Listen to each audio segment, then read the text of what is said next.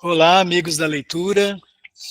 Hoje nos reunimos na companhia da jornalista e servidora do Poder Judiciário de Rondônia, Simone Norberto. Ela é autora da obra Mito e Identidade em Nazaré, Rondônia, uma leitura pós-colonial das manifestações culturais de uma comunidade ribeirinha. Por imposição legal, especialmente a Lei Geral de Proteção de Dados, Lei número 13.709 de 2018, obrigo-me a salvaguardar juridicamente a instituição, a Emeron, e este projeto coletivo de leitores, salientando que os presentes para todos os fins de direito admitido autorizam a utilização das imagens e vozes constantes em gravações, fotos, filmagens, decorrentes da participação no evento promovido pelo Clube de Leitura nesse dia 19 de março de 2024. Assim como autoriza a divulgação de eventuais apresentações em slides sob responsabilidade do Clube de Leitura e Escola da Magistratura, ressalvada a referência autoral. As imagens, vozes e exibições poderão ser expostas em apresentações, publicações e divulgações por meio do portal, dos perfis em redes sociais e do repositório institucional da Emeron, bem como de outros sistemas de disseminação da informação e do conhecimento da Escola da Magistratura. A autorização nesses termos especificada é gratuita e por prazo indeterminado, e os presentes nada terão a reclamar a título de direitos conexos à imagem e à voz. Hoje é dia 19 de março de 2024. Daqui um pouco eu coloco a lista de presença. Hoje eu estou lembrando, viu, Thelma? Me coloco a lista de presença para registrarmos os presentes na reunião. Tá? A lista de presença importa para a Escola da Magistratura, porque é através dela que eles mensuram a importância que a comunidade está dando ao projeto. Tá? Sem barco a velas e velas eu posso ver e descer nas correntezas do Madeira, vencer minhas fronteiras, falar português, espanhol, inglês e deixar o tupi reinar no meu sangue, e lembrar minhas aldeias, minhas trilhas, minhas veias e transformar meus lares lá nos ventos e sonhar. Esses são os versos do Túlio Nunes, do grupo Minhas Raízes, que é foco do trabalho da Simone Norberto. Eu acho que esses versos trazem a nós uma frase muito presente na literatura e em todos os meios de reflexão, que é: se queres ser universal, comece por pintar a tua aldeia, dita por Leon Tolstói, né? E que acho que retrata bem tanto o trabalho do Minhas Raízes como o trabalho da Simone, e esses versos retratam muito bem essa proximidade com o lugar, né? Como lançado desde o início, hoje nós falaremos com a Simone Norberto. Ela é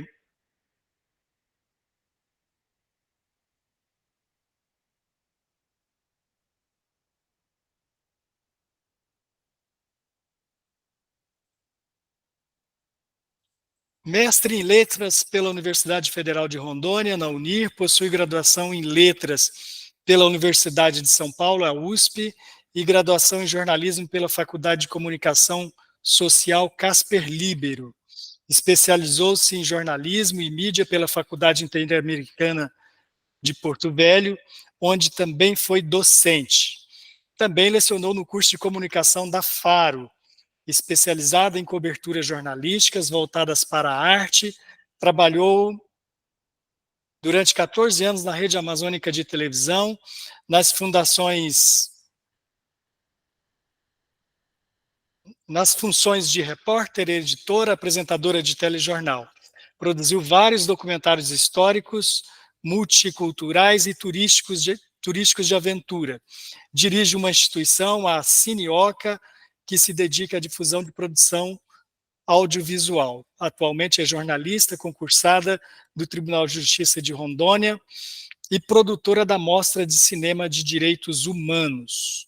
Essa é a Simone Norberto. Quanto à obra que ela traz para nós hoje, é Mito e Identidade em Nazaré. É uma leitura pós-colonial das manifestações culturais de uma comunidade ribeirinha. O livro resulta da pesquisa para o curso de mestrado em letras pela Universidade Federal de Rondônia, a UNIR, orientada pelo professor Miguel Nenevé. O objeto do trabalho da Simone trata da busca por compreender a identidade de uma comunidade, no caso Nazaré, vista pela ótica da narrativa dos seus mitos e lendas e, nesta observação, identificar os traços pós-colonial na construção e ressignificação da identidade. O público-alvo da investigação é a comunidade de Nazaré, no Baixo Madeira, região que compõe o município de Porto Velho. A Simone está aqui hoje inaugurando essa forma de acontecer do clube de leitura. Emerge da sua participação, Simone, um coletivo leitor que tem a oportunidade de interagir com a escritora ou com a artista, seja pesquisador, pensador, criador ou influenciador da produção literária e outras manifestações do gênio humano. E sua visita nos honra e dá grandeza a esse espaço. Oportuno por estarmos em março, é a temática do mês e são as discussões sobre a mulher e sua inserção social em todas as manifestações. Sobre o tema Simone Norberto como uma leitura pós-colonial sobre a condição da mulher ribeirinha. Simone, por favor, seja bem-vinda, fique à vontade. Muito obrigada. O espaço é seu. Muito obrigada. Boa noite a todos. Para mim, que é uma honra estar aqui abrindo essa nova vertente, né, do Clube de Leitura, em que uma obra só não é discutida, não é só a obra discutida, mas também a possibilidade de contato com o autor. Eu fico muito honrada de estrear esse quadro, né, vamos assim dizer. E eu fico sempre pensando, né, de quando eu, como leitora, o quanto eu gosto de encontrar com o autor e fazer as perguntas, né? Eu tive a oportunidade, por exemplo, de assistir uma palestra do Milton Atum, que é daqui da Amazônia, que escreve sobre a Amazônia, né, num congresso de literatura lá no Rio de Janeiro, e para mim foi incrível. Também a Ana Maria Magalhães, que escreveu Um Defeito de Cor, e é tão incrível a gente poder falar, claro que eu não estou me comparando a esses autores, tá, gente, pelo amor de Deus, mas é muito legal a gente poder conversar com o autor, ver, tirar as suas impressões, porque o leitor, ele também constrói a sua obra quando ele lê, né? Então, às vezes, nem é aquilo que o autor imaginou na hora de escrever, mas de acordo com a bagagem, com o histórico, com tantas coisas, também construímos a nossa leitura, a nossa obra, ao ler uma obra de literatura, né? Então, eu vou falar um pouco o que me levou a Nazaré, né? Eu, como a mini biografia aí citada, fui repórter da TV Rondônia há muito tempo, né, durante 14 anos, e numa dessas propostas, né, de pauta, eu fui até a comunidade de Nazaré por conta do grupo Minhas Raízes, que nesses versos aí que o Hernandes citou, eu já fui ouvindo a música, ele citando e eu ouvindo a música, né, do Minhas Raízes, enquanto ele citava. Essas crianças cantoras, porque, na verdade, eles eram bem crianças ainda quando eu estive lá, que hoje já são todos adultos, né, muitos estudando aqui em Porto Velho, mas eles ainda moravam lá na comunidade, e eles foram... a gente ofereceu uma pauta nacional para o Criança Esperança, e aí a gente queria mostrar essas crianças cantoras do Baixo Madeira. E aí eu fui lá produzir essa pauta, mostrar que era uma proposta muito diferente, né? Crianças que falam sobre o seu lugar, a sua aldeia, né? E construíam os próprios instrumentos, né? Os chamados bioinstrumentos, e falavam dos mitos, né? As canções falavam dos mitos ribeirinhos. E muito interessante, muito bonito, e a gente produziu esse material, que saiu em nível nacional, no Criança Esperança, e eu virei a fã número 1 das Minhas Raízes. E quando houve a proposta de do mestrado aqui, porque eu fiz literatura quando terminei lá quando eu tinha 22 anos, na USP, e nunca mais, e depois fiz uma especialização em literatura brasileira aqui, na Unir, e o mestrado, eu estava esperando justamente a oportunidade para fazer o mestrado, e quando surgiu a oportunidade, eu apresentei justamente esse projeto, de investigar as manifestações culturais dessa comunidade, né? Eu me lembro até que na banca de mestrado me falaram assim, nossa, mas está muito amplo o seu objeto, você tem que afunilar, né? Eu falei assim, nossa, eu não vou passar nessa seleção. E no fim das contas, eu acabei fazendo exatamente o que eu tinha proposto, né?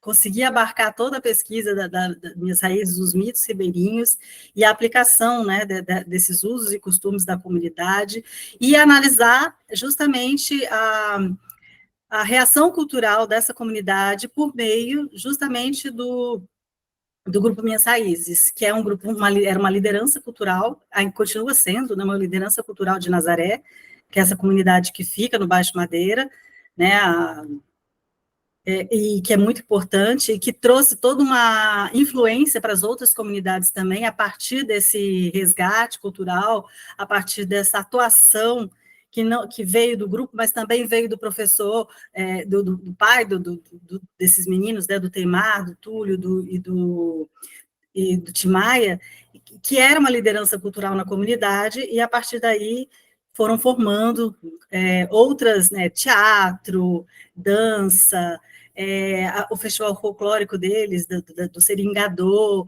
do Boi Bumbá, e toda a comunidade se envolvendo, e aquela questão do recalque, né, da comunidade marginalizada, a comunidade beiradeira, entre aspas, que eles não gostavam de ser chamados assim, e que a partir dessa revolução cultural dentro da comunidade, passou a ser motivo de orgulho. Eu sou sim beiradeira, eu sou sim ribeirinho, e eu canto as minhas manifestações culturais, a minha beleza, os meus mitos, e todas as minhas riquezas culturais mesmo, né? Então, eu achei muito interessante de analisar.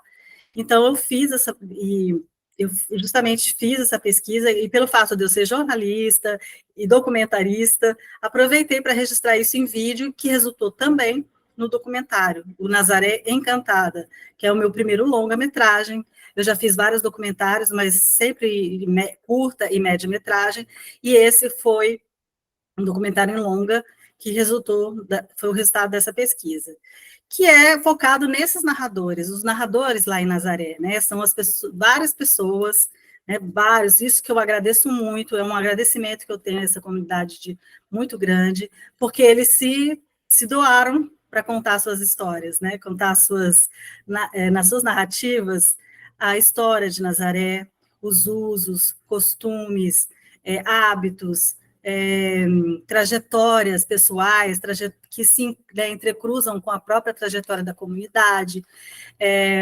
e o papel que esses mitos e lendas exercem sobre essa cultura, né? E como eles ressignificaram isso e trouxeram de diferente, que puderam formar ali um foco mesmo de influência para toda a comunidade ribeirinha. E que reverbera aqui em Porto Velho também, né? Como que mudou a visão de Porto Velho com relação ao ribeirinho também a partir disso. Então, eu considero isso muito importante. Então, eu fiz essa coletânea, né, de depoimentos, e a partir dessas narrativas, eu fiz uma análise tanto da questão do mito, né, porque a partir de alguns teóricos dos mitos, Mircea Eliade, Joseph Campbell, e a próprio lendário mesmo da cultura popular, né, de quem estuda as lendas, o folclore, Florestan Fernandes, por exemplo, Câmara Cascudo, e fui comparando, né, com o lendário sobre a Amazônia, o mito mesmo, os mitos de todas as civilizações, também puxa um pouco da questão do narrador, com o Walter Benjamin, e esse amálgama teórico todo, eu faço também uma análise sobre a perspectiva pós-colonial, ou seja, é claro que isso, desde quando eu comecei a estudar literatura, eu sempre, claro que o viés da estética sempre me interessou muito, né, os elementos da estética, etc., Mas o viés político sempre me foi muito caro, né? Então, sempre que eu fiz análise de narrativas, de textos literários e de poesia, sempre teve esse viés político muito forte, ideológico, para análise, porque eu considero que isso é da vivência, é do ser humano, é inerente, né? Então, é claro que a gente vai pegar um Machado de Assis e vai falar sobre aquele momento histórico, né, sobre a escravidão, a escravização, né, essa questão de você ter deixado uma escravização,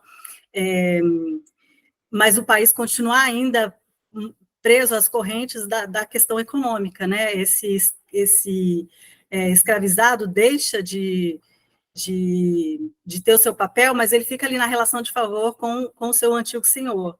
E ele analisa muito isso, né? Machado de Assis fala muito sobre isso. Então, os textos dele estão permeados, né, dessa questão sociocultural, né? Então, eu me deparei no estudo, quando eu fiz essa literatura, essa especialização em literatura aqui na Unir, com o professor Miguel Nenevê, que justamente trouxe esses teóricos do pós-colonialismo, né? Que abriram assim os horizontes para mim no estudo, né, da análise dos textos a partir dessa perspectiva, ou seja, o quanto, né, a colonização pode comprometer, né, na hora de construir personagens, né, na hora de a gente pega clássicos da literatura, como Shakespeare, por exemplo, A Tempestade, a gente vê ali elementos muito, muito fortes da cultura, né? Como que uma pessoa, quem são esses personagens, como eles são vistos, como eles são demonizados, né? Como eles são transformados com a visão de quem é da Europa, aquela visão eurocêntrica. Isso acontece muito na literatura brasileira também, né?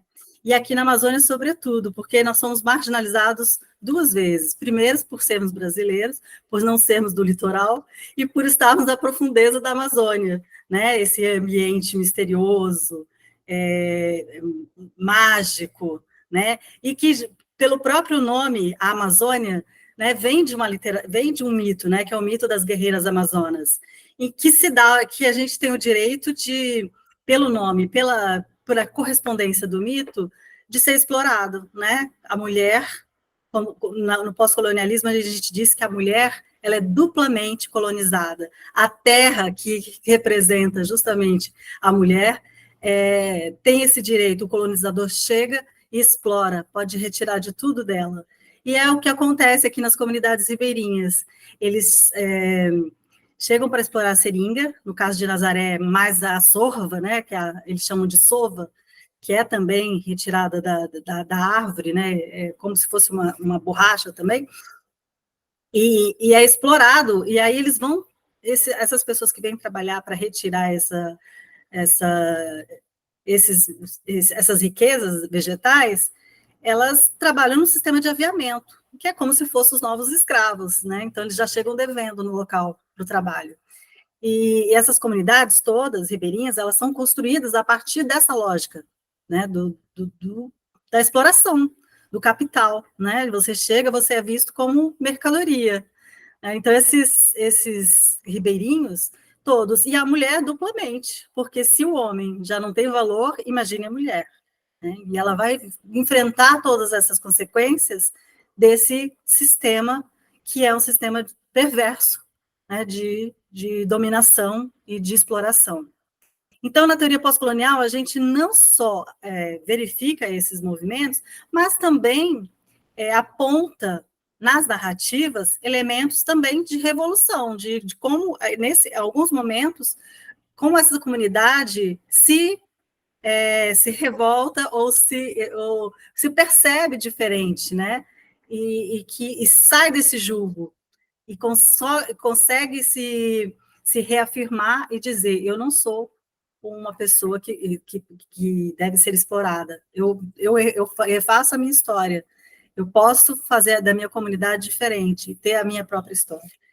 E é o que o Franz Fanon, dos teóricos do pós-colonialismo, fala do entendimento, né? Ele deixa de ser um colonizado para ser tem o despertar da cultura. A partir da cultura, ele consegue se colocar, através das histórias, dos mitos, das manifestações culturais, ele se colocar com uma visão mais crítica, né? Eu fui explorado, mas agora eu entendo que isso aqui me trouxe, né? Eu recebi essa...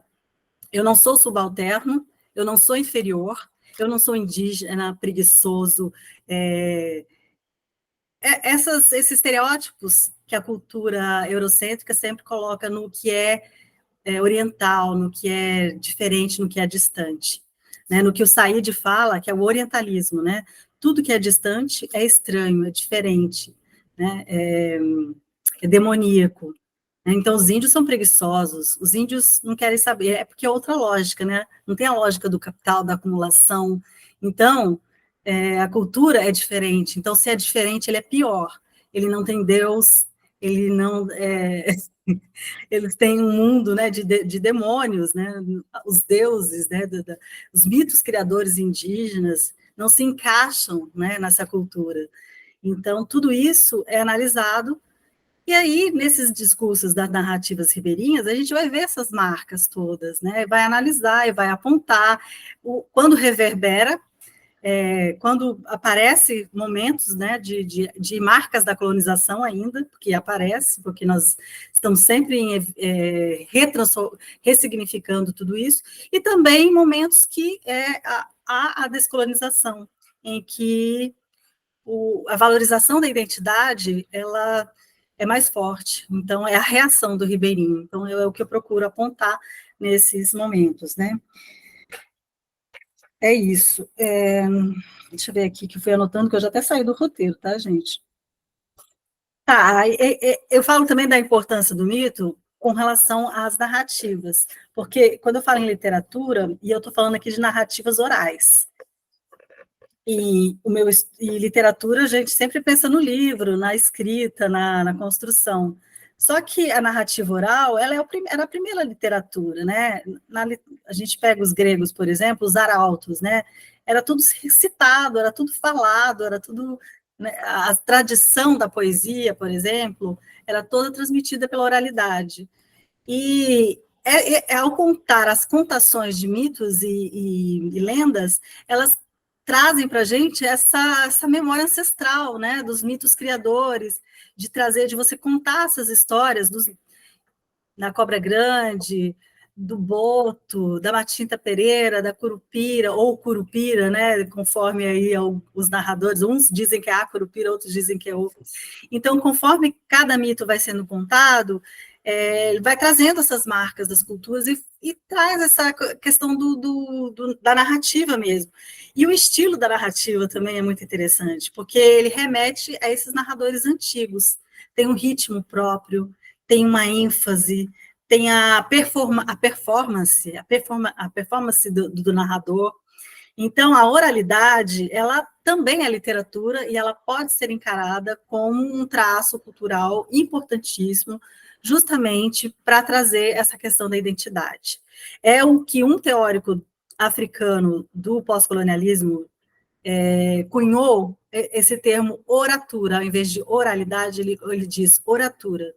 E que, para mim, eu achei muito interessante, e eu achei que se encaixa perfeitamente com relação à comunidade de Nazaré, porque oratura não é só oralidade, não é só contar, é performar, é trazer outros elementos culturais, é trazer o rescaldo da cultura, o arcabouço, né, de toda a sabedoria dessa comunidade, de como fazer dela, de cozinhar, de comer, de usos e costumes mesmo, né, de fazer a farinha lá para a casa da farinha e reunir todo mundo lá na casa da farinha junto, cada um fazer a sua farinha, né, de pescar junto, ir em grupo lá para o Lago do Cunhã ou para o Lago do Cura-Ressaca e se proteger, fincar a faca na proa da canoa para o boto não atacar, essas pequenas práticas que significam muito, né? Que significam tanto para essa comunidade. E aí a gente fala, mas o mito é mentira, né?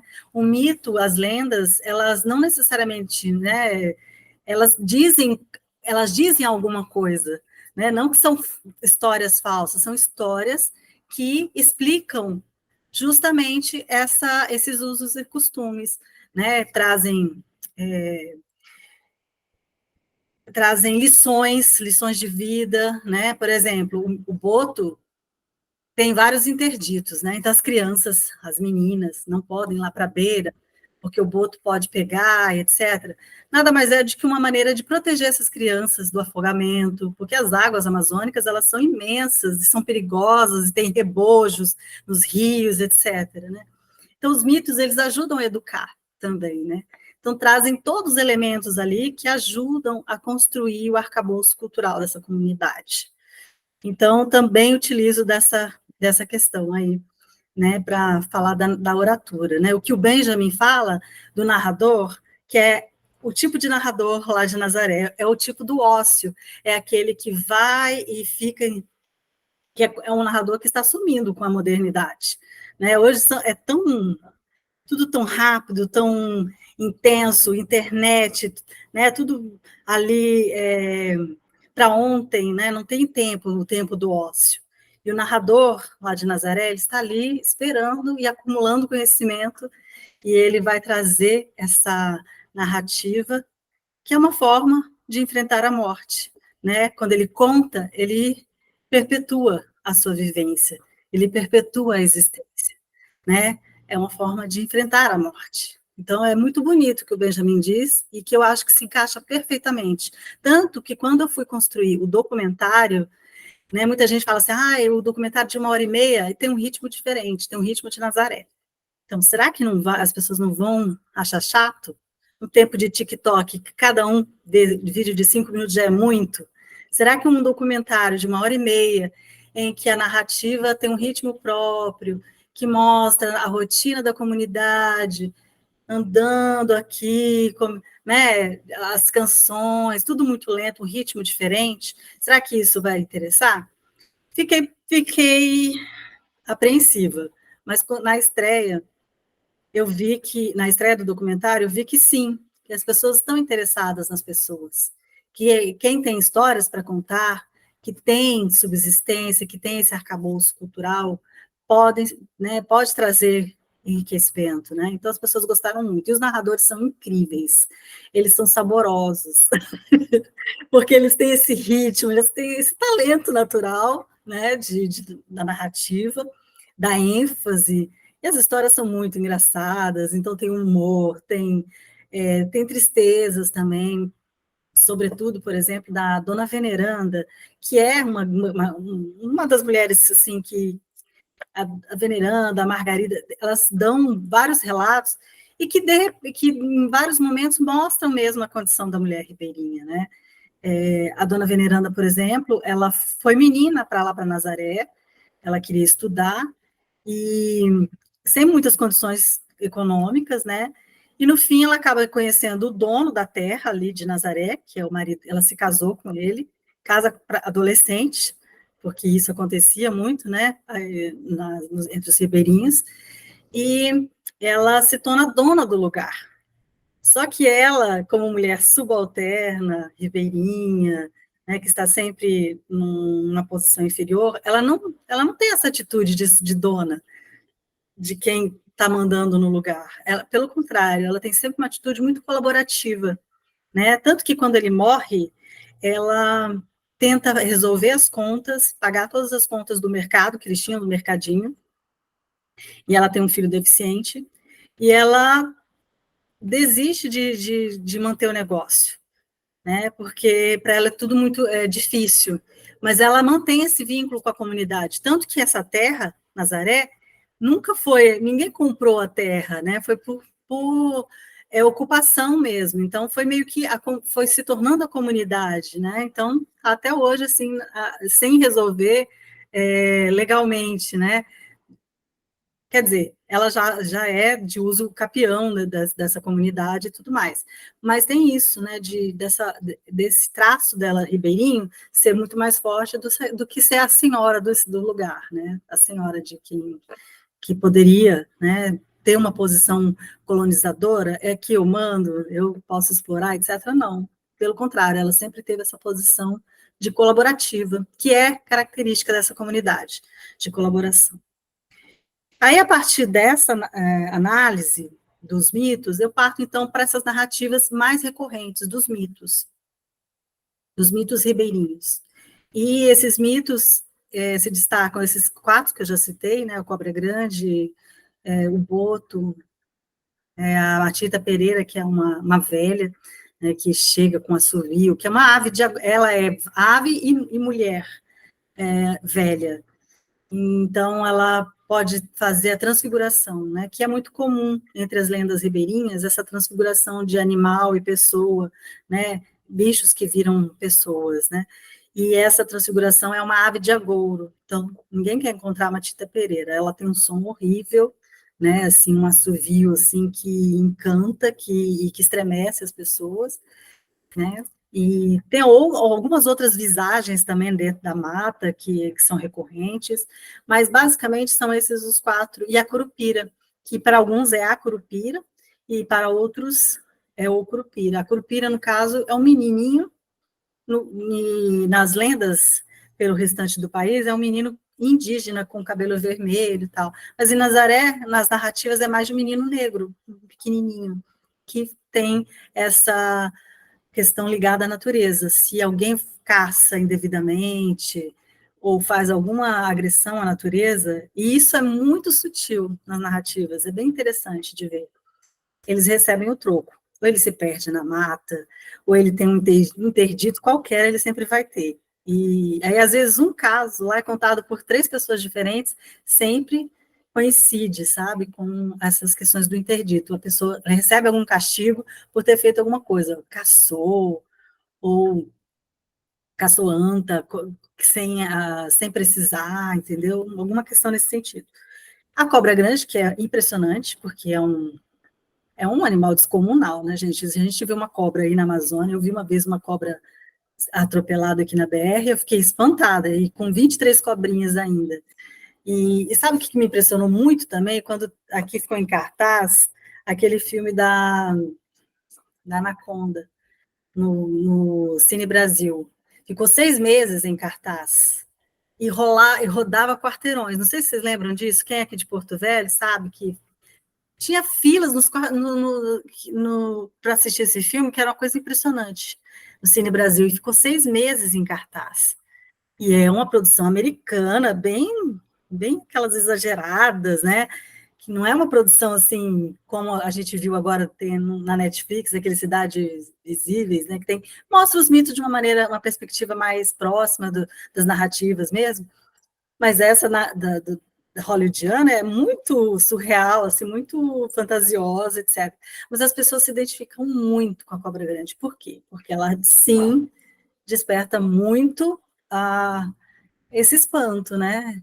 E que a cobra encanta, esse lance do encantado. Porque imagina, gente, morar num lugar exuberante como com as comunidades ribeirinhas, as matas por todo lado, água por todo lado, e os barulhos, se você vai à noite na mata, são tantos barulhos, e isso tem repercussões na vida das pessoas.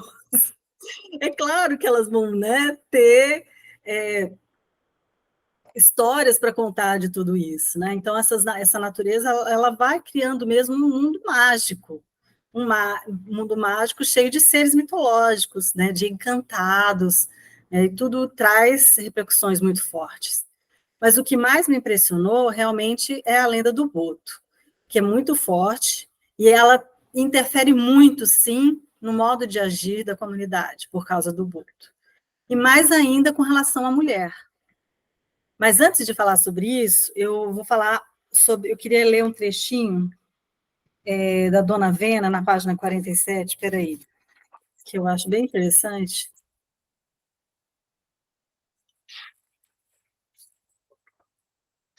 Que ela vai falando que ela nasceu no Seringal, vai contando a vida dela, que eu quero que vocês leiam a narrativa dela, que é bem legal, mas aí eu falo aqui um trechinho que eu escrevi sobre ela, né? O enredo segue o curso, na cadência da fala, no ritmo da oralidade, porque, diferente dos textos literários, o fluxo é mais natural, nem por isso sem sabor ou estilo. Dona Veneranda é narradora nata, e por isso tem subjacente a estrutura textual que vai prender o ouvinte. Neste primeiro trecho, por exemplo, numa sequência quase fabular da menina pobre que enfrenta dificuldades, mas conhece um príncipe, o rei do lugar, e com ele tem um casamento do felizes para sempre. Porém, essa estrutura hegemônica da herança europeia, que é, né, essa coisa do felizes para sempre, é dos contos de fadas da herança europeia, né, dos colonizadores. É apenas parte da história. Na vida real dos periféricos da Amazônia, a ficcionalidade da trajetória pessoal ganha outros contornos, bem mais fortes, com tintas menos vibrantes que a literatura vista pelos viajantes que vieram para a região. É geralmente uma história de luta diária, na labuta pela sobrevivência, seja do extrativista, do agricultor, do pescador, quase sempre a narrativa é permeada pelo sofrimento e pelo trabalho árduo. E é isso que elas vão narrando, né? As mulheres que narram esse trabalho árduo de colocar a farinha para alimentar as crianças, porque muitas vezes o alimento não chega. Se vocês não sabem, a forma que chegam as mercadorias é pelo batelão. É uma embarcação que vem e vende as mercadorias, né? E às vezes a mercadoria não chegava, então tinha que se virar com a subsistência, com o que tinha. Então, às vezes, alimentava as crianças com aquele chibezinho, né? Faz o chibé de farinha para alimentar. Então, e as mulheres são muito trabalhadoras, elas vão cortar seringa, elas vão fazer aquele bolinho de seringa, defumar a seringa lá na casinha que fica no fundo, né? Geralmente no que eles chamam de fundo. Fazem a farinha, vão pescar, é muito trabalho, porque os homens, eles vão lá para o centro da mata, eles vão lá para ter subsistência, então ficam dias lá, todos eles vão. E quem fica na comunidade, com as crianças, cuidando de tudo, são as mulheres, né? Então elas têm ali uma responsabilidade, tem que ter uma atitude, tem que ter toda uma vivência e elas são subservientes, sim, mas quando eles não estão, elas têm que ter o domínio, né, da sobrevivência. Então, ao mesmo tempo, é dual nessa situação. Elas são, ao mesmo tempo, subservientes por causa da cultura, né, por causa do patriarcado, né, patriarcado que está subjacente na cultura ali, né, mas tem que ser mulheres fortes e resilientes pelas questões mesmo de sobrevivência e da cultura mesmo, e da questão ambiental, né, do ambiente, da sobrevivência da comunidade. Então, era isso que eu queria ler nesse trechinho, né. Aí aí eu vou voltar então para a questão do boto, né, porque as mulheres, elas falam desses tabus, né? Então, tem vários relatos. Primeiro, tem o relato da cobra grande, que é equivalente ao relato do boto, que tem o relato da cobra honorato, que é uma lenda. A gente eu faço uma diferenciação também entre lendas e mitos. Os mitos, eles são os mitos fundadores, são seres maravilhosos. Então, a cobra grande, ela se encaixa nesse eixo horizontal que a gente chama, né? Das vivências mais antigas, dos grandes deuses, dos mitos de origem. E a lenda, ela é mais horizontal, ou seja, ela já é transformada pela cultura, pela colonização. A partir das ressignificações dos povos que vêm, o encontro de culturas. A Curupira é um caso desse. É um encontro cultural entre um indígena e o colonizador.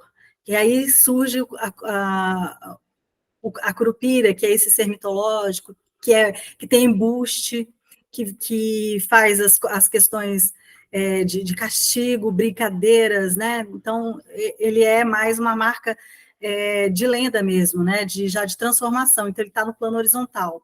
Então, tem o plano vertical, que são os mitos de fundação, né? Porque a cobra grande se encaixa nesse tipo, e as lendas que são no eixo horizontal. O boto, ele está no eixo horizontal também, porque ele tem várias recriações. E a cobra honorato é um eixo horizontal do mito fundador, que da cobra grande, porque a cobra grande é o próprio rio, né? Ela é o formato do rio.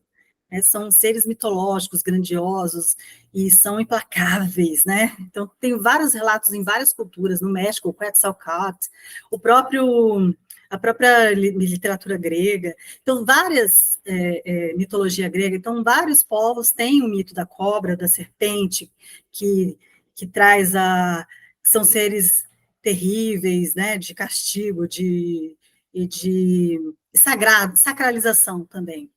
Já o boto, ele tem essa transformação por conta da questão sexual mesmo. O boto, ele é um cetáceo, ele tem o formato fálico, praticamente, né? Então, essa questão do interesse, né, da sensualização, ela está muito forte. E isso aparece em Nazaré, porque uma vertente desse mito que eu nunca tinha visto antes. Todo mundo conhece o mito do boto, que é o rapaz que vai lá na festa e que conquista as meninas, e que ela engravida e tem o filho do boto, que é uma licença poética também para várias situações dentro de uma comunidade, que é o abuso, a violação, né? Ou uma relação que não é aprovada pela comunidade, né? Se é uma relação adúltera, ou uma mãe solteira, ou vítimas mesmo de abusos, até de violência assim, dentro da própria casa. Né? A gente tem muitos relatos do patriarcado ribeirinho que consideram as mulheres como donas, são minhas filhas, eu posso fazer o que eu quero. A gente já viu isso em relatos assim de abuso sexual dentro do judiciário, de juizado que vai lá atender denúncias desse tipo. Então, o filho do boto, ele tem uma permissividade dentro da comunidade, né? Se ele é filho do boto, então ninguém sabe quem é, então não revela essas situações dramáticas, né, que acontecem, e que não seriam suportáveis de acordo com as marcas da cultura, as marcas da comunidade, religiosas e tudo mais. Então, pode ser isso. O boto também, isso todo mundo já conhece, sabia que existia. Mas em Nazaré tem uma outra vertente que eu achei muito interessante, que é a questão dos encantados, os botos encantados como caboclos, como se eles fossem espíritos que incorporassem no corpo das mulheres. Isso eu nunca tinha visto. Eu achei muito interessante. E aí, essas incorporações, elas acontecem de uma maneira muito diferente, assim, e os relatos são bem fortes, todos, né, homens e mulheres, falam assim, nossa, quando a pessoa pega o caboclo do boto, ninguém consegue segurá-la, de tão forte que ela fica lisa, ninguém consegue segurar, lisa que nem um peixe mesmo. Né? Então, é como se essa manifestação do caboclo, do boto, liberasse ela sexualmente, liberasse os seus interditos, né, dentro da comunidade. Então, tem essa questão mesmo de trazer uma permissividade é como se ela ficasse louca, né? Ela está fora de si, ela pode tudo, ela faz tudo, ela diz o que quer, né?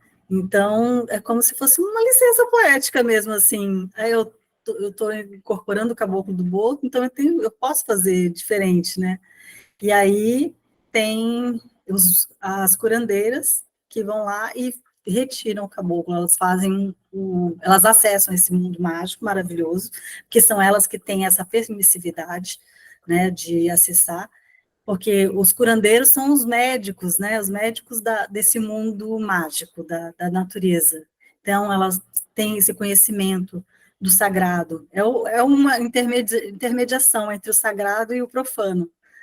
É muito bonito, e elas têm um respeito dentro da comunidade, as curandeiras. A Dona Preta tem até uma música, o Grupo Minhas Raízes fez uma regravação da música do Binho e do Bado, que é uma homenagem à Dona Preta.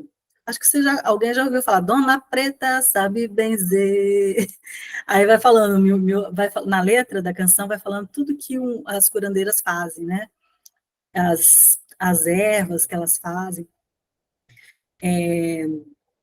Tudo que elas trazem para a comunidade para fazer a curandeira, né? Curar mesmo, é o curador, a curadora. Ela chega e tira todos os maus. Vai lá e benze, tira. E muito interessante, porque quando ela era benzida, às vezes acontecem fenômenos bem curiosos. Por exemplo, tem um relato de uma mulher que é colocada dentro de uma... Quando a gente inala as ervas com lençol, assim, um inalador, e aí sai todos os tipos de bicho, de inseto, né? Como se materializasse o mal. Todo o mal que ela está sentindo, todas as suas... aquelas coisas ruins, né, que vêm, né, com o caboclo, com o mal-olhado, com as doenças, se materializassem ali. Então, elas têm realmente esse domínio, e elas são muito respeitadas, né, as curadoras, as curandeiras ou curadoras, né, muitas chamam de curandeiras, outras curadoras. Então, esse aspecto, eu nunca tinha ouvido falar, e eu achei muito interessante, e o quanto isso é importante para a comunidade, o quanto que isso reverbera de cultura, né, então, eu fiquei bem, assim, feliz de saber, né, e tudo isso depois é refeito por meio da música, das festas.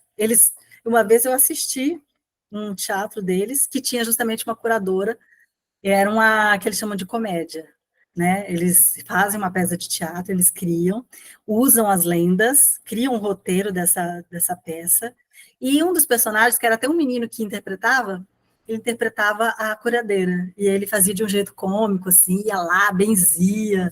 Então, eles utilizam isso, né? São manifestações da oratura, que eu chamo. E aí tem as festas, né? As festas do santo, lá em Nazaré, tem a de Nossa Senhora Nazaré, tem a festa da melancia, que no documentário até aparece, eu fui lá, cheguei até a passar mal de tanto comer melancia. Muito bom. Festa da melancia, nossa, tem várias manifestações culturais. E eles estão se preparando, assim, então, tem pousadas para receber a comunidade, né? Então, é bem interessante.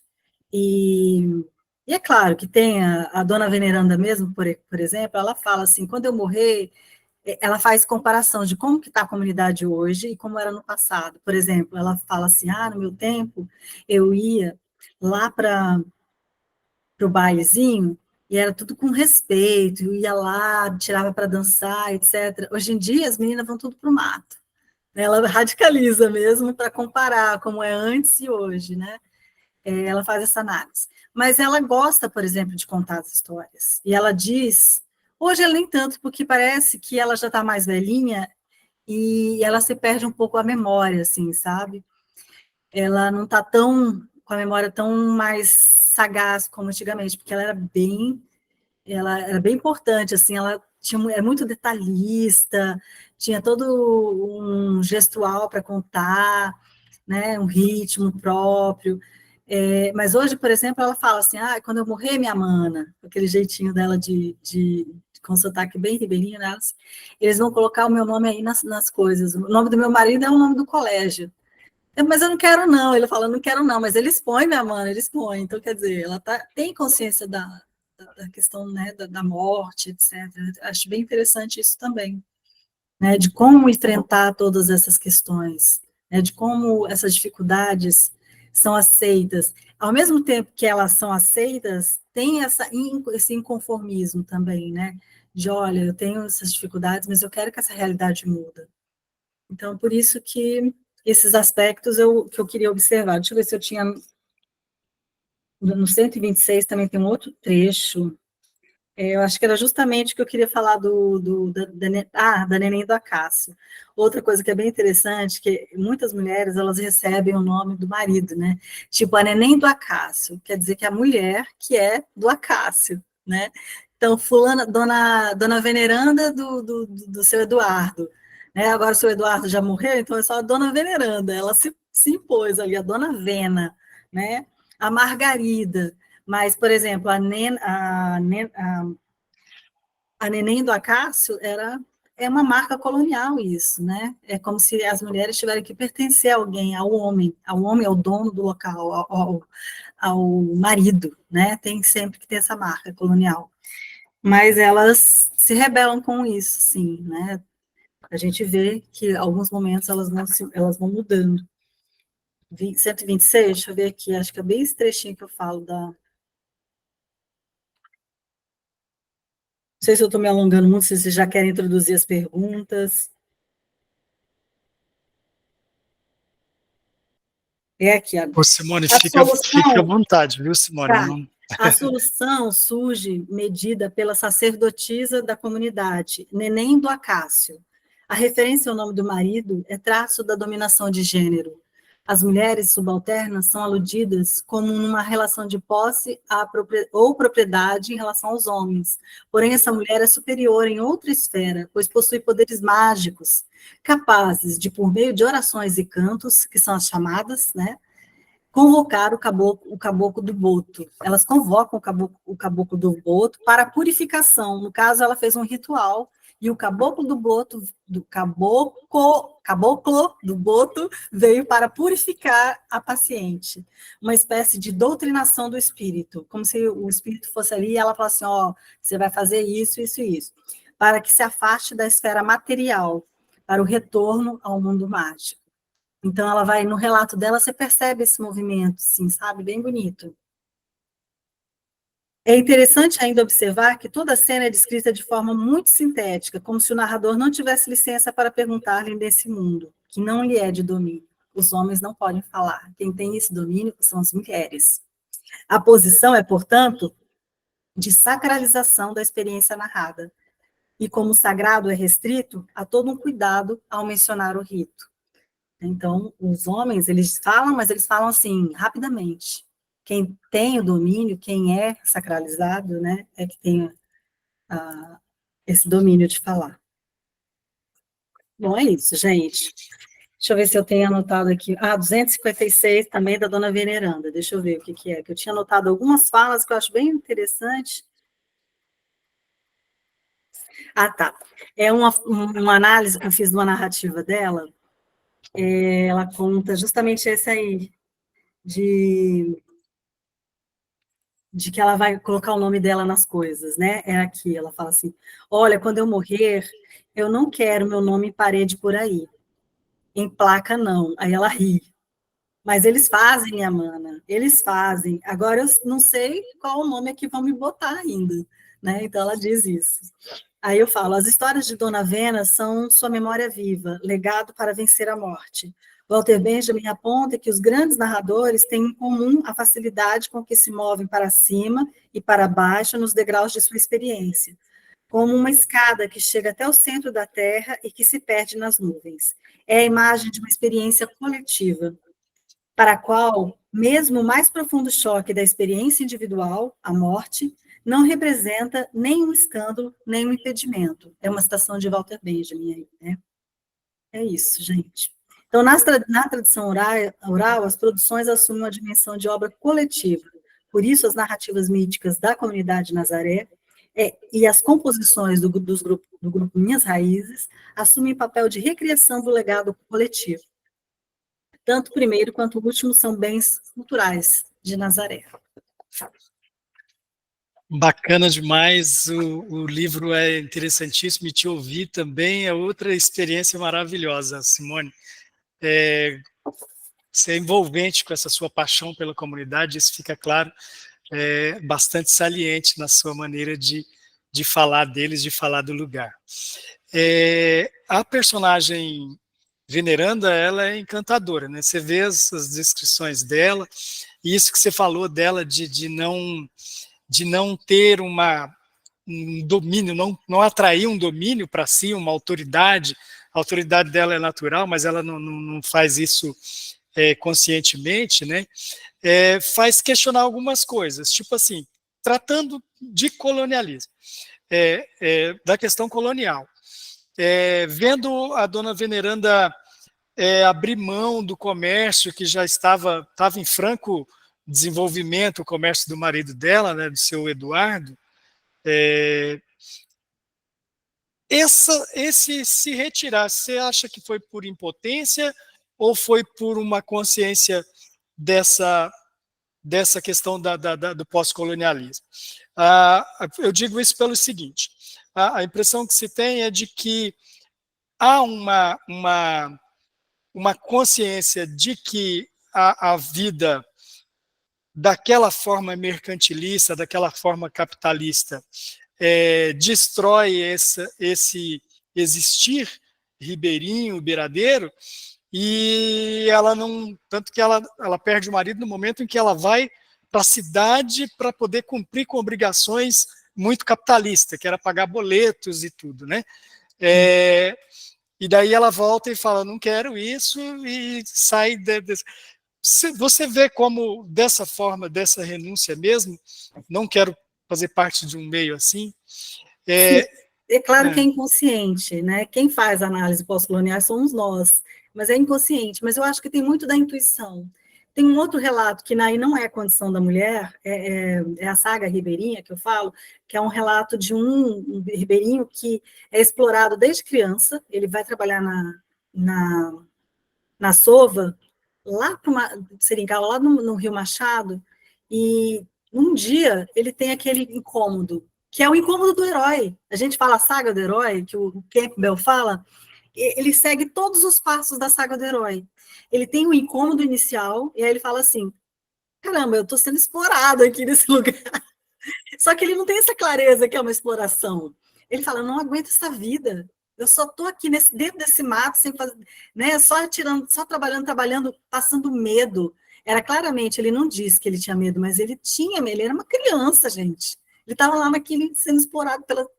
E aí ele lembra de até quantas cuias de borracha ele tinha tirado, que ele deixou lá, né? Ele abandonou. Porque daí ele enfrenta, ele pega, vai, sai do lugar, vai caminhando, pega uma canoa, vai não sei onde, vai para não sei onde. Isso aqui é uma saga tão grande, ainda quando chega no Madeira, ele ainda encontra uma cobra grande, ainda que ele fica com medo, sabe? Então ele enfrenta todos os perigos. É como se ele encontrasse o Hércules, encontrasse a Hidra, entendeu? Então tudo ele passa, todos os. E isso, eu analiso essa saga do herói, é tudo, claro que foi inconsciente. Mas, como Campbell e Mircea Eliade fala, as civilizações, elas repetem, porque são do ser humano, né? São do ser humano. Os mitos, eles são nossa manifestação, são as nossas crenças, são as nossas atitudes. Por isso que muita coisa se repete de uma civilização para outra. Então, essa intuição, esse criar,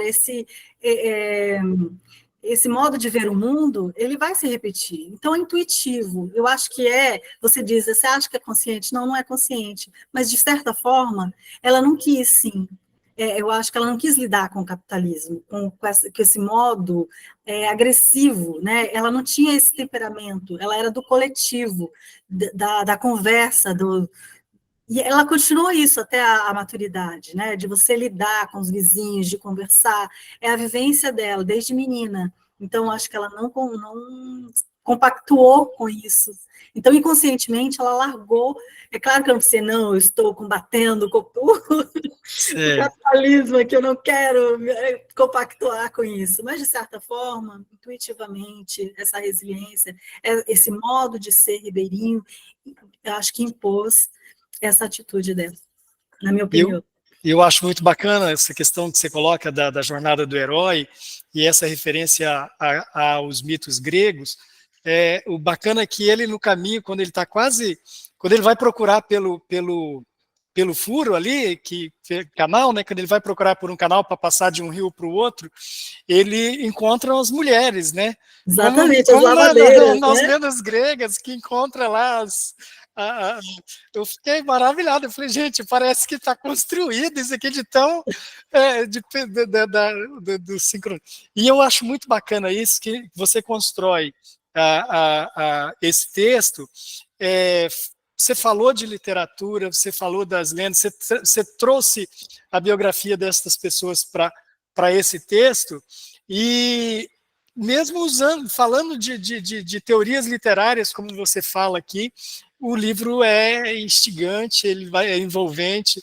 Eu acho que quem não lê o livro por pensar, não, é um livro de teses e isso é técnico, é mais enfadonho, perdeu de conhecer um monte de histórias legais, porque tem muitas histórias boas aqui dentro, né? Muitas histórias assim, bacanas. uma das coisas que a banca, quando analisou o trabalho, foi bem comentado isso mesmo, a linguagem. Porque eu falei assim, gente, como que eu vou fazer uma coisa acessível para a própria comunidade, né? Que eu queria ter essa contrapartida, eu não queria fazer uma coisa complexa, intelectual, né? Não, eu queria que eles também gostassem, curtissem também, né? Então, as narrativas, elas estão ali de um jeito bem cru, assim, de um jeito exatamente como eles narraram, eu tentei ser o mais fiel possível, e aí, a partir dessas narrativas, eu faço minhas análises, né, que são... E também tem uma linguagem, a minha linguagem também não é tão acadêmica, eu sou jornalista, né, antes de tudo, então eu tento colocar de um jeito mais simples também, então eu tentei, né, tornar, não uma tese, uma dissertação de mestrado, e também, para dar dissertação para o livro, eu fiz uma edição, né, eu cortei muita coisa, assim, eu deixei o livro bem mais digerível para o grande público, né, então tem mesmo esse esforço de tornar a obra que faz justiça às próprias narrativas, né? Quero que eles sejam valorizados, já que essa é a proposta, e de justamente mostrar esse movimento que essa comunidade fez, então a gente tem que jogar luz nas narrativas deles, né? Tem que valorizá-los, justamente por essa revolução feita lá. Justo nesse ponto, inclusive, gente, vocês levantem a mão aí, que daí eu estou de olho, tá? Caso queiram indagar com a Simone. Nesse ponto, sobre a questão da oratura, Simone, eu fiquei incomodado que logo no começo claro que esse incômodo veio depois, de ter conhecimento da obra toda, mas logo no começo a gente vê que você diz que você fez uma opção aceitável, primando pela fluência e a musicalidade das narrativas que são natas do povo, no caso de Nazaré, certo? E que a metodologia já não transcreve dessa maneira, né? Eu fiquei pensando, se você foi tentar demovê-la da ideia de transcrever fielmente, como você fez, porque eu falei, gente, se ela está falando de oratura, ela tem que manter o texto fiel a como foi dito, né? Porque daí você está praticando a oratura, você estaria, no caso, dando voz da maneira que você ouviu, né? Exatamente. E deu muito trabalho, viu, gente? Porque, olha só, eu também tive muita dificuldade de fazer o recorte. Eu praticamente usei tudo o que eu capturei. Que não achei justo, falar, isso aqui eu vou descartar. Entendeu? As pessoas se dedicaram, ficaram lá, falando tanto tempo comigo, eu peguei e transcrevi tudo. Eu fiquei um mês transcrevendo, reescrevendo. Acho que eu engordei uns 10 quilos, porque eu ficava aqui sentada, e falava, minha mãe estava morando aqui comigo na época, eu falei, mami, eu precisava de alguma coisa para dar energia para pensar. Aí eu pegava um bolo de mandioca, que é um. Falei, gente, que coisa incrível, né? O bolo de mandioca lá na comunidade. Mas dava uma energia tão grande quando eu comia bolo de mandioca com café. Parecia que eu tinha tomado um energético. Altas ideias, assim. Só que, claro, teve resultados, né? Deu uma engordada, assim, pelo menos uns 5 quilos.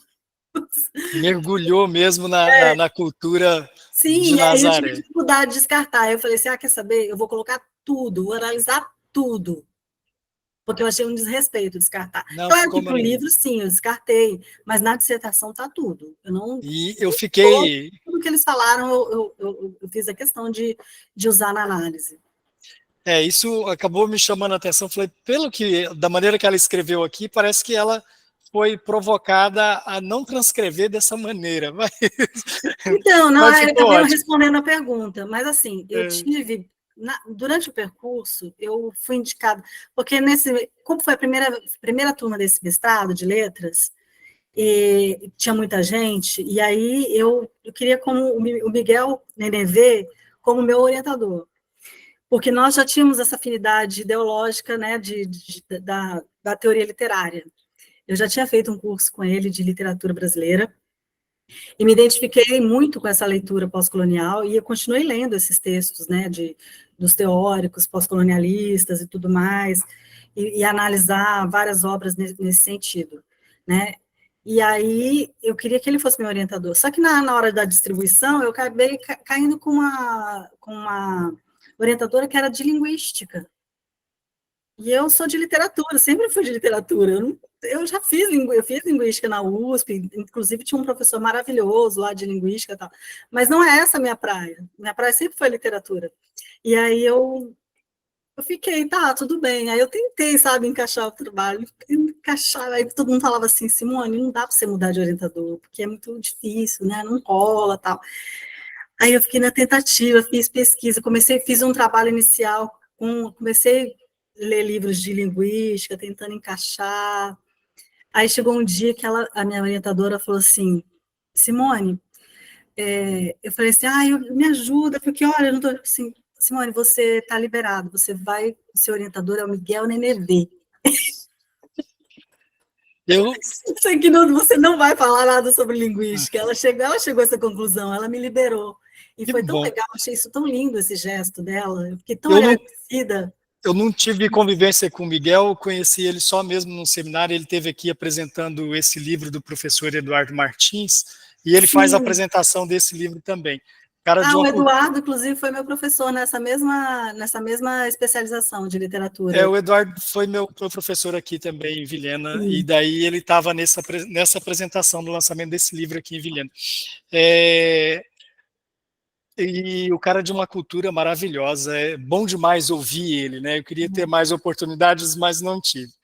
Vinícius. Aí ela me liberou e eu fiquei muito feliz. Falei assim, que bom que ela entendeu que eu não ia conseguir ter a mesma fluência, né? Se eu fosse para a linguística. E aí ela falou assim, não, Simone, você vai com o Miguel. Aí eu falei, não, então ok. Porque ela deve ficar louca também com o material que você tinha para tratar de linguística, negócio que não era a sua praia, né? Mas na verdade eu ainda nem tinha feito a pesquisa. Ela devia estar apaixonada esse também. Primeiro trabalho, eu só estava analisando as canções do Minhas Raízes. Eu tinha feito já uma análise das canções, e foi a partir desse trabalho, da análise das canções, que ela achou que eu deveria ser orientada pelo Miguel. E aí fluiu, sabe? E o Miguel nunca impôs nada. Eu falei assim, Miguel, eu vou fazer tal coisa. Ele falou, não, vai lá, né? Então, eu não tive nenhuma dificuldade, assim, com relação... Ele sempre teve a gente sempre teve um diálogo muito interessante, assim... Porque também a gente sempre teve muita confluência ideológica, assim, né? De pensamento mesmo, de como pensar a literatura, né? De uma forma geral. Então, foi por isso que... E aí eu fui muito feliz. Esse trabalho, ele já foi apresentado na Pensilvânia, na Universidade, na Penn Station, já foi apresentado na Universidade de Macau, né? E já apresentei lá na Universidade na Bahia, no Acre, no Rio de Janeiro, na Bralic, que é esse congresso de literatura, que tem praticamente todos os anos, em vários locais, assim, então sempre tem muito sucesso, e eu sempre levo um pouquinho do documentário também. Essa confluência com o audiovisual, ela é muito feliz, principalmente quando, por exemplo, apresentei nos Estados Unidos e na China, e isso dá muita repercussão quando tem o audiovisual, né, porque para eles uma comunidade da Amazônia, muito interessante, eles têm muito interesse, né, de saber como é, ainda mais quando tem essa proposta de reação, de atitude e de valorização da cultura. Eu acho que é um tema que desperta interesse. Então, eu fiquei muito feliz nessas apresentações que eu consegui fazer lá no exterior. O trabalho é muito forte, daí a repercussão. Vinícius, por favor. Alô, oi, boa noite, Simone, como vai? Tudo bom? Tudo bem? Quanto tempo? Tudo legal? Que bom que está aqui conosco em Vilhena também, à distância. Pois Tudo é. Bem? Boa noite a todos. Simone, nossa, que obra maravilhosa, viu? Não conhecia, não tinha lido, mas tive oportunidade. Você foi muito generosa compartilhar em PDF, mas agora a gente adquire o físico, né? Então está perfeito. Eu adorei, Simone, assim, a maneira, claro, de você não advirir algo diferente, mas a maneira absolutamente respeitosa e técnica que a gente vê como você conseguiu extrair essa narrativa deles, né? Entre parênteses, alguns, muito poucos, a gente vê uma intervenção mínima. O senhor viu? Assim, fantástico, e como é a leitura, né? Eu ainda não vi o documentário, mas como a leitura é melódica, eu achei uns 2 ou 3 Guimarães Rosa aqui na narrativa deles, né? Sim, exatamente. Tem o Venâncio aqui, muito curtinho o trechinho que eu vou ler. Eu falei, nossa, que coisa maravilhosa esse, o Venâncio de 70 anos, Venâncio Brandão. Ele fala assim, você quer ver o quem é a mata? Você anda de noite. Anda de noite no caminho dentro da mata, que só você dentro você vê tanta da coisa, ouve tanta da coisa, que quando você chega em casa, você nem se lembra, nem de contar o que foi que você escutou. É maravilhoso, né? É maravilhoso. É maravilhoso. Tanto que eu até cito, tem um capítulo aqui que eu abro justamente com a citação do Guimarães, porque, assim, eu amo Guimarães, Grandes Sertões, para mim, é, assim, a melhor de todos os tempos, a minha melhor obra do coração, né? Sim, que eu nem queria parar de ler o livro, assim, de tanto, até chorava lendo aquele livro, nossa. Então, mas veja, né, o que ele fez na literatura, digamos, romance, você conseguiu, porque a gente sabe que ele extraiu muito dessa linguagem que ele supostamente inventou, criou, ele extraiu dessa linguagem oral, é claro que sim, né? Mas claro, o que eu gostaria de te perguntar, assim, interessantíssimo, na minha ótica, como você conseguiu, de um trabalho acadêmico, um grande arcabouço, mas conseguiu aplicar isso, não como, eventualmente, algumas obras acadêmicas parecem, que é para citar, é ter uma cultura lá envolvida. Não, você aplicou aquilo verdadeiramente porque era necessário ao texto a explicar ou contextualizar algumas passagens. Eu enxerguei assim.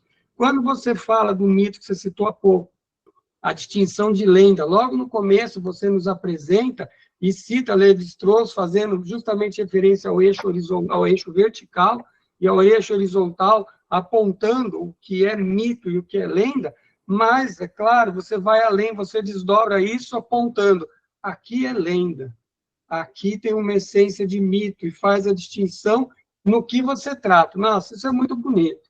Agora, o que eu te pergunto, você faz, né, pós-colonialismo, você fala, claro, cita várias vezes o Said, e quanto a, se você pudesse desdobrar só um pouquinho que fosse, sobre a geografia imaginada ou imaginativa, e como o seu livro, em certa medida, rompe essa geografia imaginada para apresentar a geografia de verdade, a geografia real, a geografia sentida, ou algo assim. Claro, se for a sua opção de poder falar disso para a gente, eu seguir na sua linha de raciocínio aí. Prazer em revê-la. Muito obrigado, viu? então, eu queria até apresentar esse livro aqui, da Neide Gondim, que é A Invenção da Amazônia. É um livro muito interessante, que assim, me transformou muito, porque justamente como a Amazônia é inventada, né, pelos colonizadores. Né? O que a gente conhece da Amazônia é o que os colonizadores nos apresentam. Então, e quem vive aqui, que abre os olhos para uma comunidade como essa, percebe o quanto que é muito maior isso, né? Quanto que essas vivências elas são atravessadas por essa geografia, né? Essa geografia de muitas águas, de matas, né? De como a gente sabe que Nazaré sofreu depois em 2014 pela grande cheia, né? Como isso interfere, essa questão do subir e descer do rio, né? Como que fica um tempo ali, a comunidade fica isolada um tempo, não dá para ir para outro lugar. Então, é uma geografia diferente. Ela é real realmente, né? E ao mesmo tempo tem esse plano também do imaginário, né? Que é, se você pega, eu fiz essa experiência no documentário, tem essa parte. Você vai de canoa lá no canal, e do canal você vai para um rio, e do rio você vai para o grande lago. E aí você chega num lugar que é mata fechada dentro do lago. Então você passa com a canoa em cipós, em árvores. Ali parece que você está num outro mundo, num mundo mágico mesmo, entendeu? É claro que você vai ver cobras monumentais, é claro que você vai se sentir encantado por aquele lugar, é muito interessante de ver. E quando eu fui visitar um cemitério, que é num barranco, né? O quanto que fica dentro da floresta, e que saber que todos os antepassados de toda aquela comunidade estão enterrados nesse trechinho, e de quanto aquilo ali é importante, né, da chuva. Tem uma música do Minhas Raízes que fala até o barranco chorou, falando da morte do seu Manuel, que é pai do Tim Maia, dos meninos do Minhas Raízes, né? Ele fala até o barranco chorou. É de uma poesia, assim, sabe? Comovente, comovente mesmo. Então, são outras geografias poéticas, né? Você que é poeta, né, Vinícius, sabe disso. São outras vivências mesmo, que só a literatura, só a oratura, no caso, proporciona para a gente. Joia, muito obrigado. Estela, a Estela está de nossa visitante aqui hoje na plateia, Estela. Estela, fica bem à vontade, viu?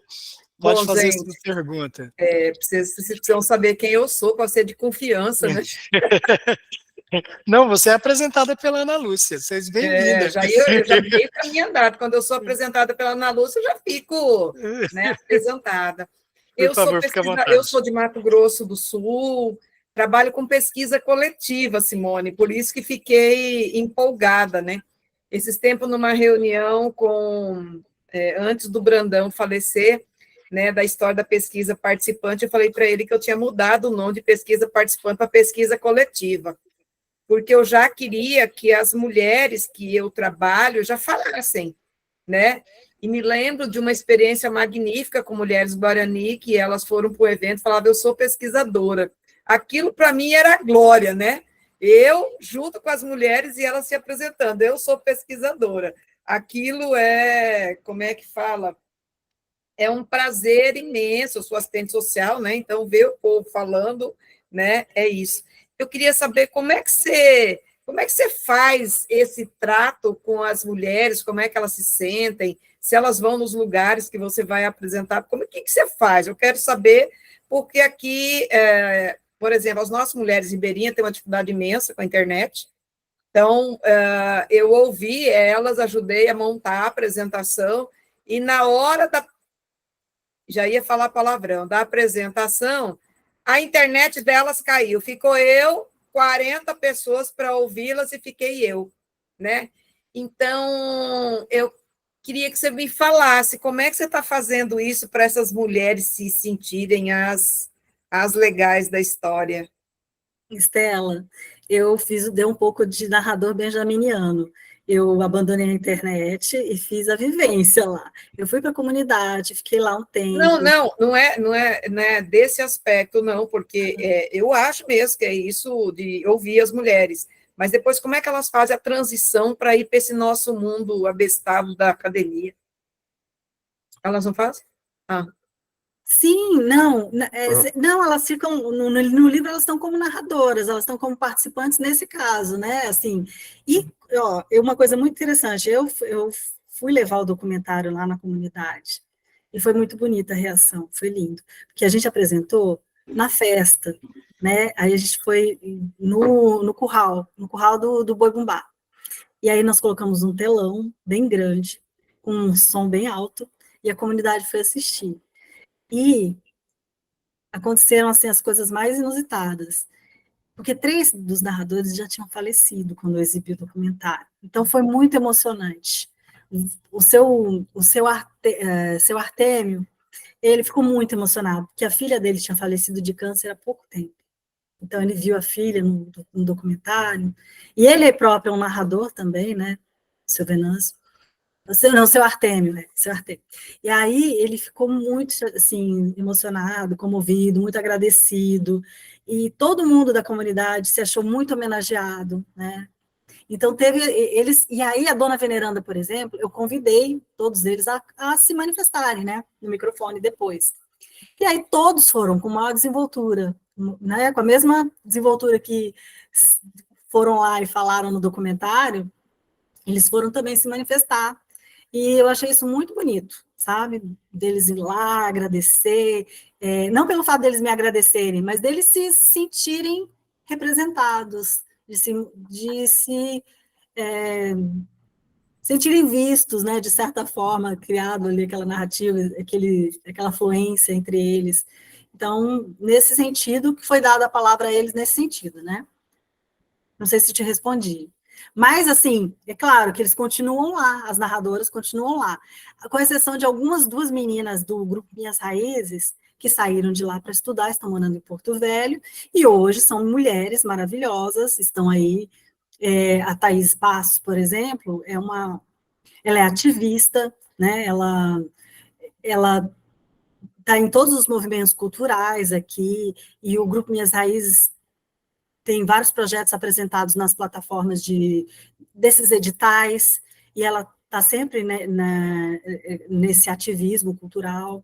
Então, algumas narradoras já estão aqui, né, agindo aqui em Porto Velho e tal, e outros preferiram ficar na comunidade, mantendo seu papel. Por exemplo, a dona Margarida, ela é mãe de uma liderança lá, ele se tornou administrador da comunidade, e ela, toda vez que eu vou para lá, ela fala, Simone, vem para cá, então ela continua assim, sendo uma força importante da comunidade, né, e na época da pandemia, ela disse que ficou doente, mas se recuperou, então, ela continua lá, ela tem o seu papel lá dentro da comunidade, ela é uma referência para a comunidade, né, então, ela não se tornou uma acadêmica, como você perguntou, mas ela tem o seu papel dentro da comunidade, é isso.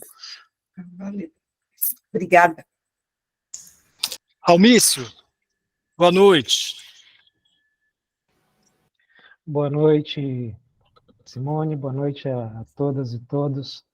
Bom, de antemão, eu sou suspeito de falar porque já falei para ela que eu sou admirador dela já há muito tempo, né? Mas, assim, é um sentimento de gratidão, eu como nativo aqui de Porto Velho, né? Ver uma obra dessa daqui. Não é rasgação de seda, não, mas ver uma obra que está trazendo, que não ficou guardada no meio acadêmico, né? Isso que é importante. Não ficou guardada. Eu vou pedir desculpa aqui pelo cachorro, tá, gente?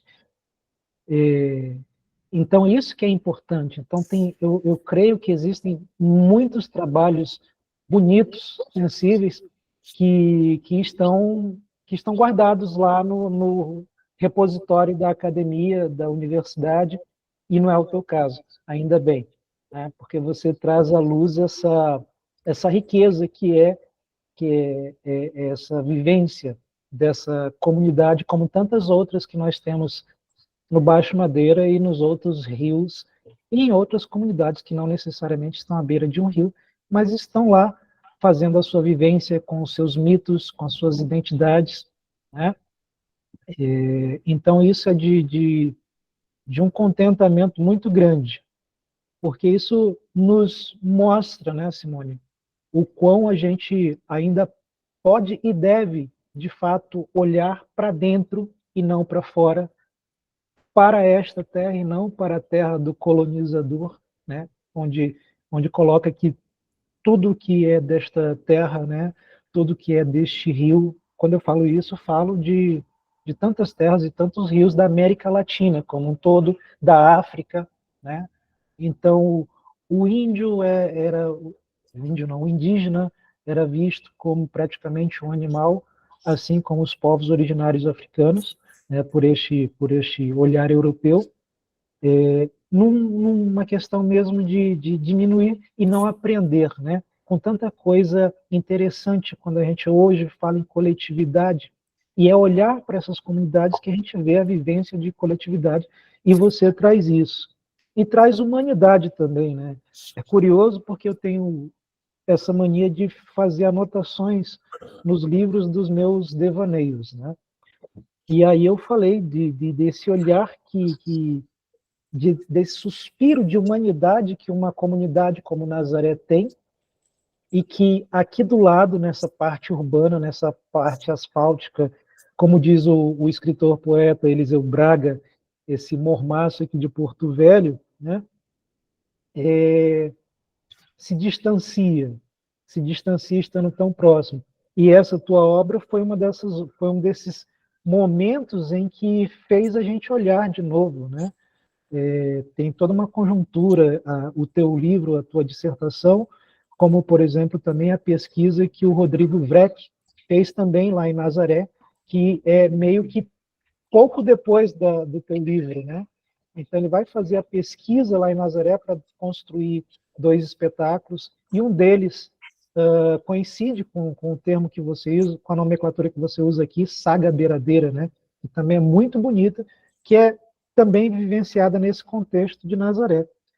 E aí foi legal quando eu fiz essa anotação desse suspiro de humanidade que olhar para uma comunidade de Nazaré traz, e aí lá na frente a gente encontra com a fala que você traz do, me corrija se eu estiver errado, né? Mas enfim, é um nome em outra língua, Aimé Césaire, né? Isso mesmo, Aimé Césaire. Onde ele fala, né? Para ele a colonização desumaniza até o mais civilizado dos homens, e o desprezo aos nativos tende a modificar aquele que empreende a ação colonial, pois o colonizador, ao habituar-se a ver no outro a besta, para acalmar sua consciência, tende objetivamente a transformar-se ele próprio em besta. Né? Então, e também essa apresentação de outros autores que nos abrem um pouco os olhos. Então, eu não tenho pergunta. E vou até acrescentar um, Almício, que é do Memmi, do Alberto Memmi, que ele fala assim: o mecanismo e as relações que perpetuam o colonialismo organização que avilta um território, que é a colônia, né? Ou, no caso da mulher, a própria mulher, né? Com determinada estrutura de recursos naturais, certa flora e fauna, equilíbrio ecológico e uma população com crenças, tradições, usos e costumes, instituições políticas e sociais, formas de trabalho, entre outros aspectos, impondo-lhe uma engrenagem inumana, impiedosa, implacável e desfiguradora de exploração e domínio, para atender aos interesses de produção de matéria-prima e gêneros tropicais com mãos de obra barata e importação de produtos manufaturados de metrópole. Para isso, se vale de forças militares, de controles e ideologias racistas, no intuito de desvalorizar o local. E era isso que acontecia com a comunidade, né? Era essa desvalorização. Tanto que era essa pecha, né, do ribeirinho marginalizado, do ribeirinho beiradeiro ser considerado recalcado, de ser considerado desvalorizado. E o que a comunidade conseguiu mudar. Para finalizar, assim, mais contente ainda, porque você, como tantos outros rondonienses, tem a família vinda de outros estados, né?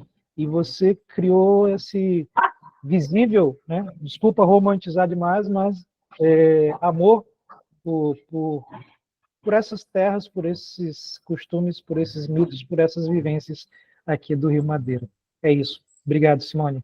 Sim, eu nasci em São Paulo, mas eu cheguei em Rondônia com 4 anos. Primeiro de tudo em Vilhena, morei em Vilhena, viu, Hernandes? Opa, mais uma do Planalto. Sim, eu fiz o jardim da infância aí, o Chapeuzinho Vermelho.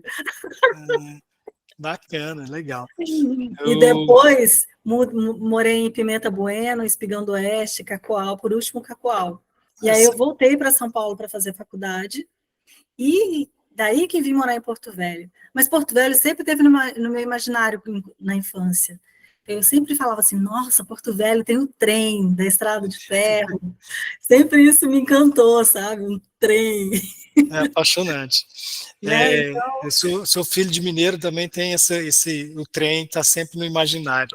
E outra coisa, a vivência da gente quando eu vim para Rondônia aqui, meus pais sempre foram muito respeitosos, eu e minhas irmãs, enquanto crianças. Assim, a gente queria tomar banho de rio na beira da estrada. Eu me lembro que a gente parava nas estradas, ficava muito tempo parado nas estradas por causa de atoleiro, de situações mesmo, de condições da estrada. Para a gente nunca foi uma dificuldade isso, sempre era uma festa, porque a gente brincava na lama, ia tomar banho nos rios próximos, e meu pai, com toda a paciência do mundo, sempre acatou as nossas aventuras, né? Então, a minha vivência dentro da Amazônia, assim, desde a infância, então não podia ser diferente esse amor, viu, Almício?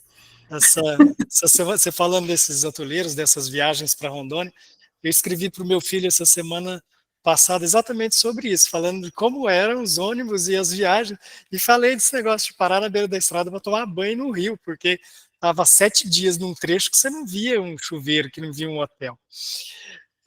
Gente, eu fico muito agradecido por todos. Simone, eu fico muito grato a ti. Simone, eu tenho que fazer uma outra ressalva, que é o seguinte: eu fiquei maravilhado com o seu livro, a experiência que eu tinha com os relatos do Ribeirinho, apesar de eu ter vivido em Porto Velho um período, eu tive uma experiência, que é, inclusive, um personagem que aparece no seu livro, que é o Álvaro Postigo, que é aquela jornada do herói, como é que é o nome dele? O Pantoja? Perdão. Do seu Pantoja. Seu Pantoja, aquela jornada que ele faz, ao chegar ele encontra o patrão, e o patrão era o seu Álvaro Postigo. Eu tive a oportunidade de conhecer seu Álvaro, convivi lá, inclusive eu registro a presença do filho dele, que está aqui na plenária, o Postigo Caissara ali, é o filho do seu Álvaro. Boa noite, Ediel. Boa noite. E o seu Álvaro o seu Álvaro contava dessas histórias, falava dessas histórias que você trouxe agora e muita coisa. E ele está lá há muito tempo, né? Só para você ter uma ideia, o Pantoja estava com 14 anos nesse evento que ele narra, né? Então, só queria registrar que ao ler, eu me ia muito ouvindo as histórias do seu Álvaro, né? E outra coisa também que o seu livro me leva, esse livro me leva a esse, que está convidado para estar para vir conversar com nós também, que é o Leandro Fonseca Miciato. O Leandro é aqui de Pimenta, né? Pimenta. Uhum. Exatamente. E ele vai falar de colonialismo também. O objeto é o mesmo, né? Mas o objeto é um pouco diferente, porque ele centra mais na questão de gênero, da norma, né? E questão de raça também. Então, o Leandro virá.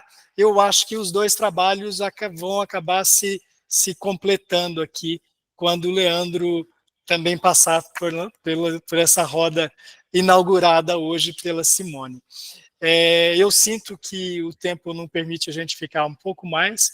Eu acho que o colegiado aqui vai ter que debater no final dessa temporada a extensão, para a gente colocar um tempo um pouco mais dilatado, porque ele acaba ficando...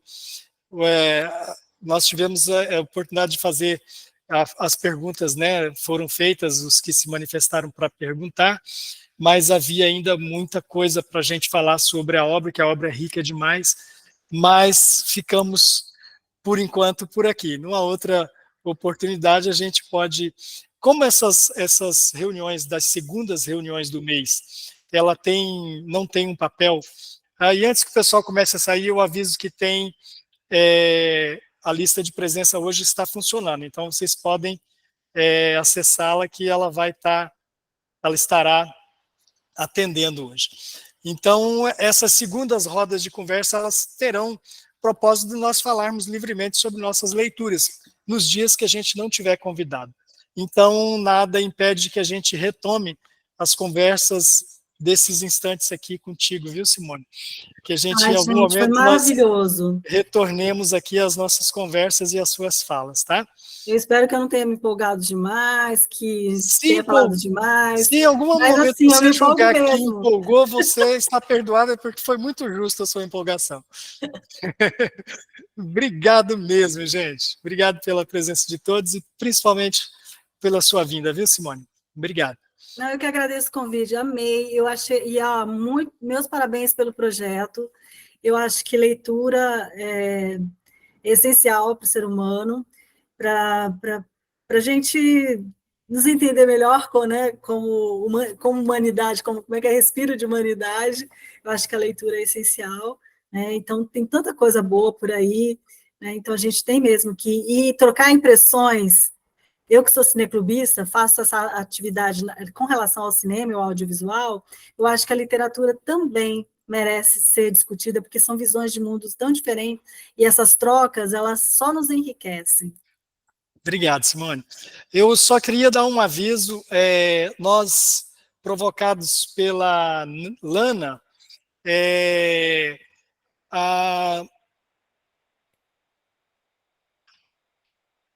a Lana, através, deixa eu pegar o nome aqui, eu me perdi no nome, um contato da Lana com a Flávia Liane, que é coordenadora de projetos da Sejus. Eles têm um projeto lá que é o ProLeitura, que é um programa que promove a formação de leitores nas unidades prisionais do Estado. Especialmente em Porto Velho, na penitenciária Edivan Mariano Rosendo, tem 626 reeducandos cumprindo pena no regime fechado. E esse projeto de pró-leitura leva livros para eles leem esses livros e fazem resumos, e apresenta para a vara de execução esses resumos. E eles estão com poucos livros. Daí, o Clube de Leitura apresentou para a escola um projeto de captação, de doação de livros usados, de livros para leitura dessa instituição, que é lá em Porto Velho. Então, nós já temos a aprovação da escola, agora falta do presidente para a gente distribuir as caixas coletoras nos prédios de Porto Velho, e daí eu conto com o apoio do grupo do Clube de Leitura para a gente fazer essa contribuição em favor desses reeducandos do presídio. E nós vamos enviar todos, no caso, para Edivan Mariano Rosendo, sempre para essa mesma aqui. Tá? Então, em breve, a gente vai lançar essa campanha. É o famoso Pandinha. É o Pandinha, né? Isso. Então, em breve, nós vamos lançar essa campanha no tribunal, e estará os recipientes nos prédios da capital. Tá? Em breve estaremos com isso aí, e conto com o apoio de todos. Gente, obrigado. Uma boa noite a todos. Obrigado, Simone. Obrigado a todos. Eu que agradeço. Valeu. Boa noite, obrigada. Tchau, gente. Muito obrigada. Tchau. Tchau, obrigada. Tchau, gente. Obrigado. Boa noite. Tchau. Parabéns, Simone, pela obra.